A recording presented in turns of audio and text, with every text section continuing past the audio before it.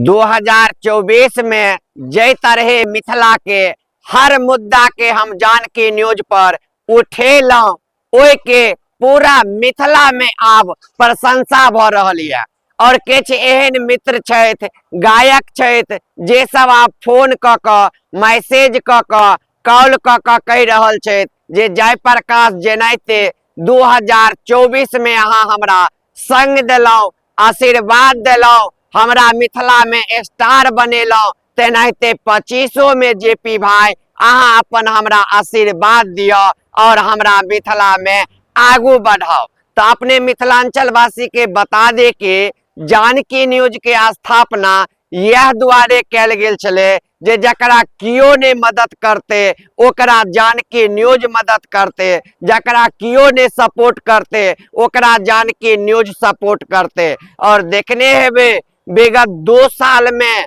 हम वह स्ट्रेटजी पर काज के लिए और जकरा कियो ने सपोर्ट करे चले ओइ व्यक्ति सबके हम सपोर्ट क मिथिला में पहचान दिया दिलिए, मिथिला में नाम दिया दिलिए, मिथिला में मिथिला विभूति तक दियावे के काज हम के लिए हन। तावी साल समाप्त भ रही है, हम अपने तमाम मिथिलांचल वासी के सेहो कहब यदि 2024 में हमार बानी सा, हमर बोल विचार सा या हमरा चैनल पर कोनो प्रकार के वीडियो सा अपने के आहत पहुंचल हुए तो हम चाहब 2024 में बिसर जाए, 25 में फिर से सब आदमी मिल कर आशीर्वाद दियो हमरा, ताकि 25 में बदलाव होए, 25 में अपने सबके सामाजिक मुद्दा हम अपने सबके चैनल पर आने समाज के समस्या दिखा पाबी और अहाँ सब मिलकर हम माँ मिथिला के सेवा कर पाबी। तो आओ अही दरमियान अपने के दिखावे छी जे आइ मैथिली सिंगर प्रदीप बिहारी जी से हो वीडियो भेज कर और हमरा से सपोर्ट मंगले थन और कहले थन जे मिथिला में हमर गाना के कियो ने सपोर्ट करैया, जेपी भैया अहाँ हमर गाना के सपोर्ट कर दिया, हमर सर्कल दुपट्टा गाना के प्रमोशन कर दिया और भैया जेनाइते 24 में आशीर्वाद दिलौं तेनाहिते 25 में हमरा आशीर्वाद दिया। तो आओ सुनबे छे जे प्रदीप बिहारी जी की सब कहले थन, अपने सब सुनू और कमेंट क सेहो राय दिया अपने सब जे 2024 के जे कार्य छले हमर वो अपने सबके केहन लागल से कमेंट क जरूर बताबू और प्रदीप बिहारी जी के इंटरव्यू जरूर सुनू।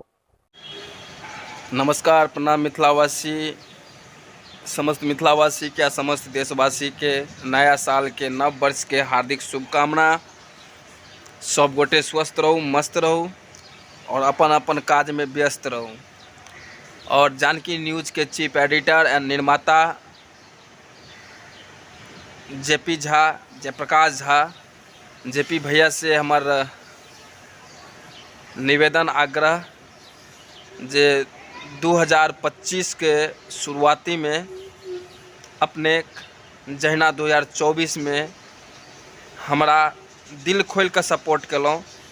तहिना 2025 में दिल खोल कर सपोर्ट करी से हम आग्रह करै छी। आशा अछि हमरा जे अपने सपोर्ट करब हमरा और अपने समस्त मिथिलावासी से सेहो निवेदन जे फेर से हम जानकी न्यूज पर विजिट कर रहल छी बैक टू बैक और हमर नव नव सॉन्ग सब सेहो आबि रहल अछि। तो प्रदीप बिहारी ऑफिशियल चैनल पर में आओ और ऑडियो वीडियो देखूं। और जेपी भैया से हमार आग्रह जे जहिना 2024 में अपने हमरा खुल कर सपोर्ट कलौं, पूरा मिथिला में आए लोग हमरा जाना लागल ओ जानकी न्यूज के कारण, जयप्रकाश भाई के कारण। तो जयप्रकाश भैया के सदा आभारी, आजीवन आभारी रहब हम। और हम मैथिल लोक गायक प्रदीप बिहारी एक बेर फिर से जयप्रकाश भैया के पेज पर, जानकी न्यूज के चैनल पर फिर से 2025 में बैक टू बैक हम विजिट कर रहल छी हम। और बस जेपी भैया अहाँ से आग्रह जे अहिना अहाँ अपन छोट भाई प्रदीप बिहारी पर आशीर्वाद और प्यार बरसाबैत रहियो, बनेने रहियो। जय मिथिला, जय मैथिली।